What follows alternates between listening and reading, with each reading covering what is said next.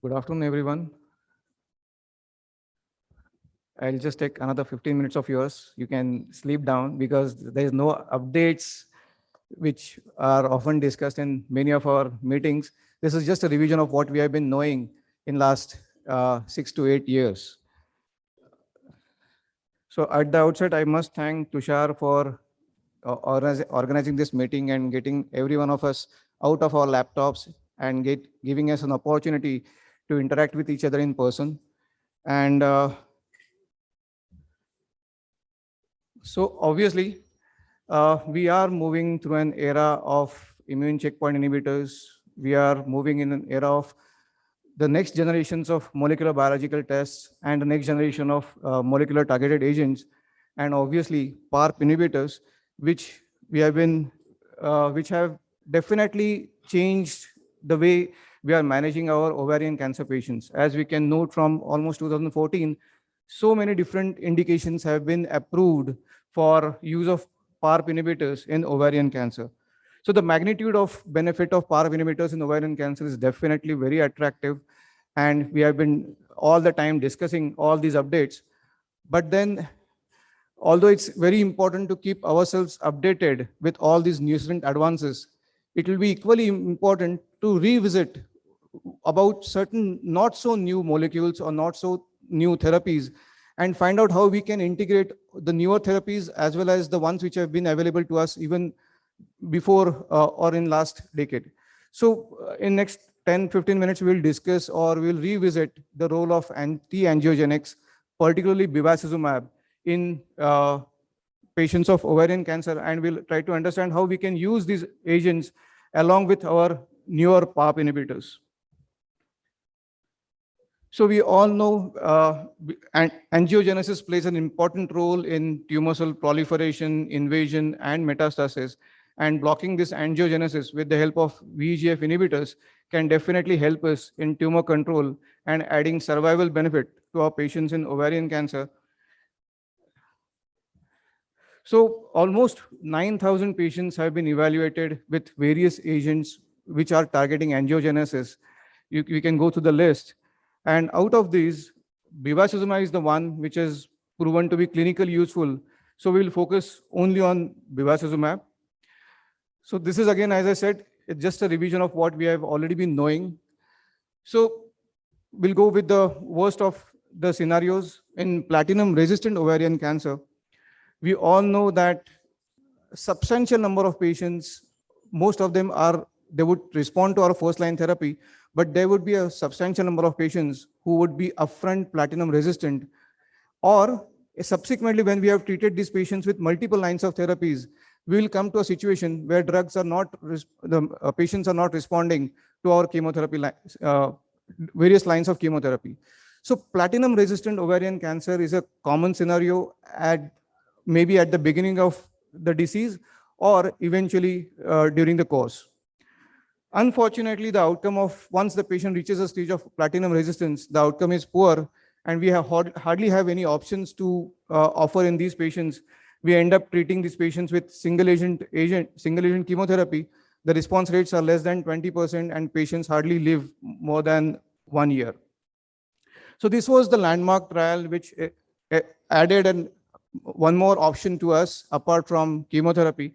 So this was an Aurelia trial which included platinum-resistant ovarian cancer patients, and they were treated with chemotherapy or chemotherapy plus bevacizumab, which was given in a dose of 15 milligram per kilogram every 3 weeks.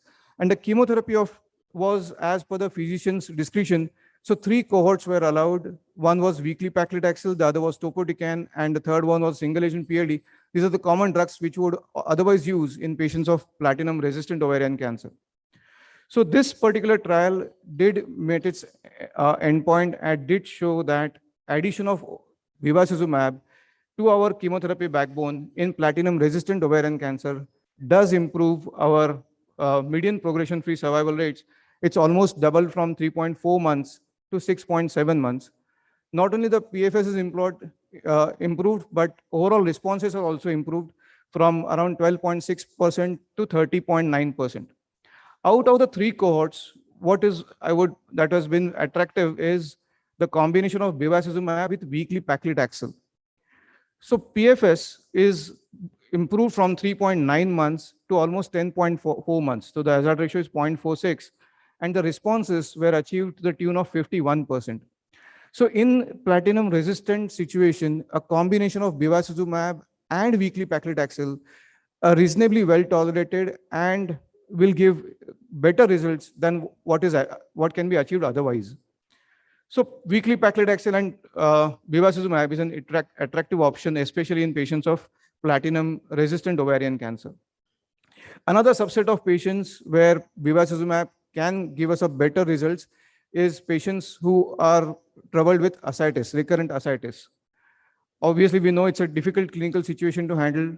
Patients have to go through the pains of repeated ascitic tapping.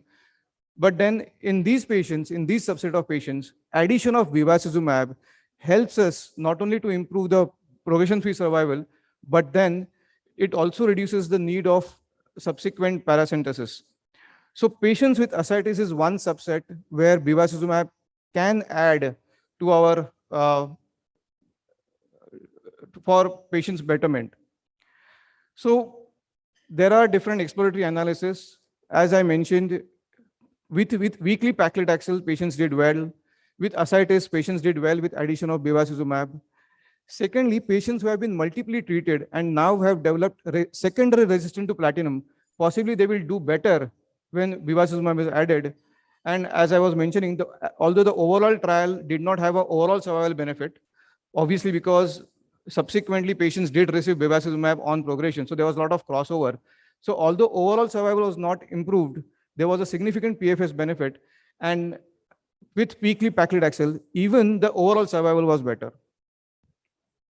So this was about platinum-resistant ovarian cancer. With the basis of this particular trial, the drug was approved in November 2014, and I'm very much attracted towards the combination of weekly paclitaxel and bevacizumab, and in patients with ascites. Even as single agents in these situations, bevacizumab does have some role, some responses, and in few patients, the clinical benefit response has been achieved in around 25 to 27% of patients. So platinum-resistant ovarian cancer is one situation where bevacizumab can definitely add to patient improvement. In platinum-sensitive recurrent ovarian cancer, we all know we have been talking about, now this is taken over by the PARP inhibitors. But then there were two studies. One was the OCEANS study, which included platinum-sensitive ovarian cancer patients, and they were treated with either gemcitabine carboplatin or in combination with bevacizumab. The dose in this particular trial was 15 milligram per kilogram every 3 weeks. Again, PFS is improved with addition of bevacizumab in platinum-sensitive ovarian cancer as well. Even at 6 years, almost double of patients are living without any progression, and this has translated even at 12 years, where 9% only with chemotherapy alone, whereas 30% of patients treated with gemcitabine carboplatin and bevacizumab, they were maintained progression-free. Response rates are definitely improved by addition of bevacizumab with a tune of 78% versus 57%.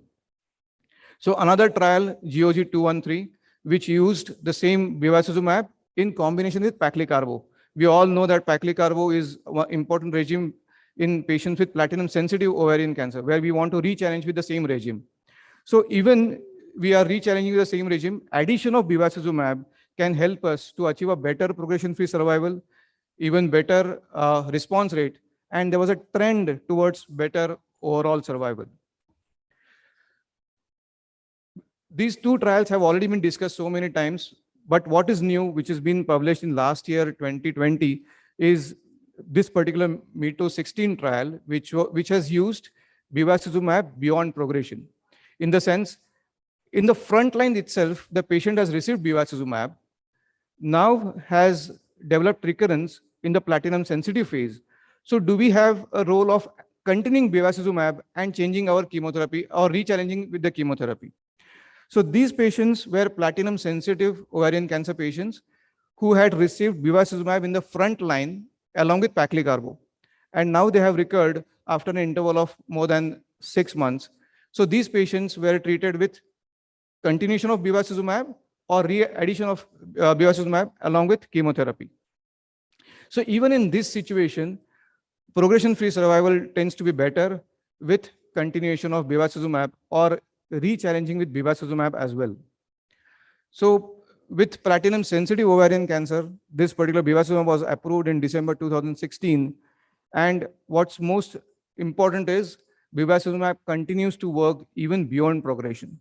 So even if you have used bevacizumab in the frontline setting, or even if you have used bevacizumab in the platinum-sensitive ovarian situation, even in the subsequent lines, if we want to add bevacizumab, the benefit can be retained even beyond progression. And the last, obviously, is role of bevacizumab in the frontline patients.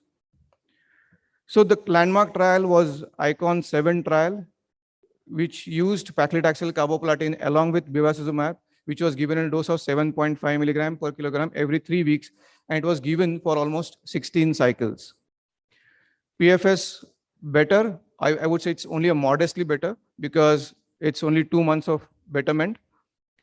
But in particular subset of patients, particularly who are in stage 4 or who are suboptimally debulked, in these patients, addition of bevacizumab as frontline achieves a better PFS benefit as compared to the earlier stages or maybe second and third stage patients. So stage 4 patients who are not optimally debulked or where debulking surgery is not done, if such patients are treated with bevacizumab in combination with paclitaxel and carboplatin, there is improvement in PFS and even the overall survival tends to be better. The same was reflected in this particular GOG 218 study. Obviously, the dose was higher, 15 milligram per kilogram, and the patients were treated a bit longer. Patients received 22 cycles of bevacizumab.